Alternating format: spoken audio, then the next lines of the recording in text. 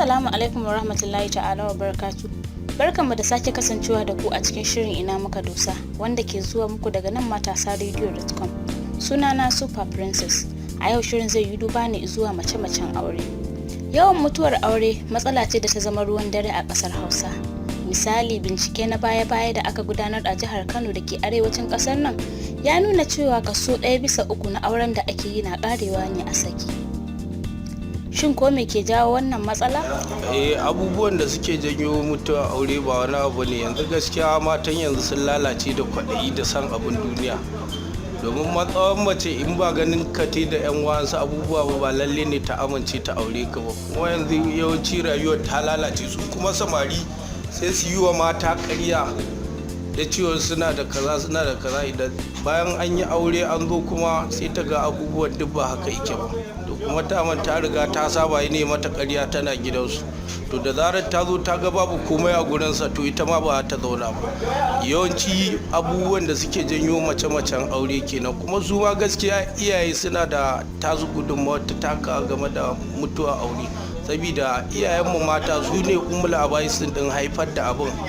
Domin uwa ita take fara kowa yarta kwaɗayin san abin hannun saurayi. Idan ya zo karɓo kaza da abubuwan da suke jawo abubuwan kenan. Yana da kyau iyayenmu mata su yi ƙoƙari su gyara wannan abubuwa. Wani irin tasiri wannan matsala take haifarwa a zamantakewar yau da kullum? Farko sunana Bello Abdulkadir Abubakar garin Gamawa. Wannan tasirin abubuwan abin da yake faruwa, wacce matan za ka ga sun zo sun rabu da mijin nasu, wasu sun zama 'yan bariki, wasu kuma suka iya zama su fito su ringa yawan barace-barace. Yana ɗaya daga cikin tasirin abubuwan da yake faruwa.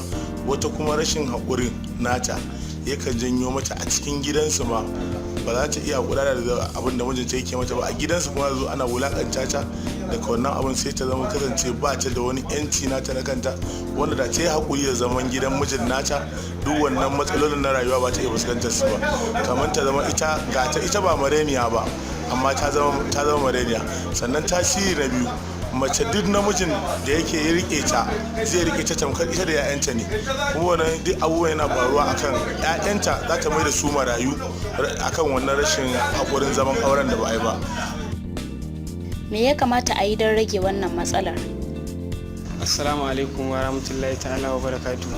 So matsalolin da yake faruwa akan mutuwan aure shine rashin yin haƙuri da juna da kuma sanin me ya kamata mutum ya yi in yana magidanci, ko kuma ita matar haka da ita da mai gidan nata.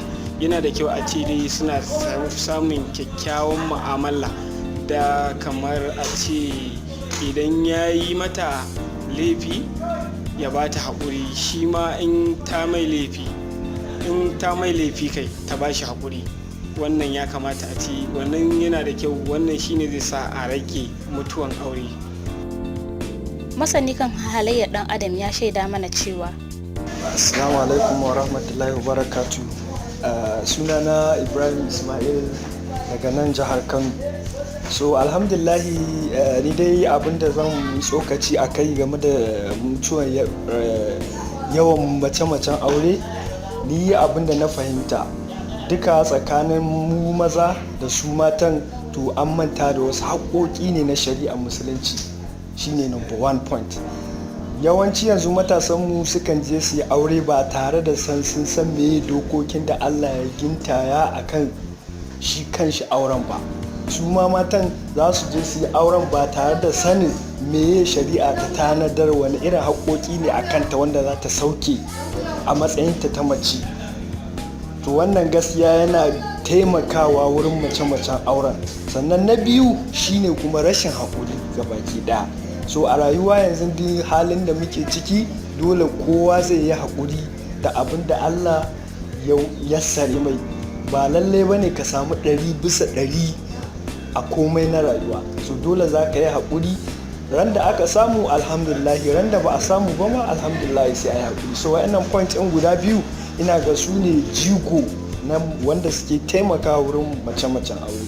Assalamu alaikum. Koya abin yake a mahangar addinin musulunci?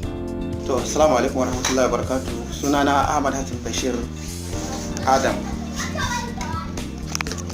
na'am a gaskiya abubuwan da suke haddasa mutuwan aure na farko akwai jahiltar yadda zamantakewan aure yake. Za a tarar shi mijin bai san wato ka'idojin ko haƙƙin ita matar a kansa ba, ko kuma ita ba da san haƙƙin da ke mijinta da ke kanta ba. Don haka sai ya zamanto wato a samu rashin jituwa ta yadda wannan ba zai iya haƙuri da wannan ba, wannan ba zai iya haƙuri da wannan ba. Kuma shi Annabi sallallahu alaihi wasallam ya ce dama ita mace ce tana da rauni, wato tana da rauni, dole wannan raunin shi za a kalla domin a tausaya mata. Dole za ta yi wani abun da ba daidai ba kuma sai a yi haƙuri.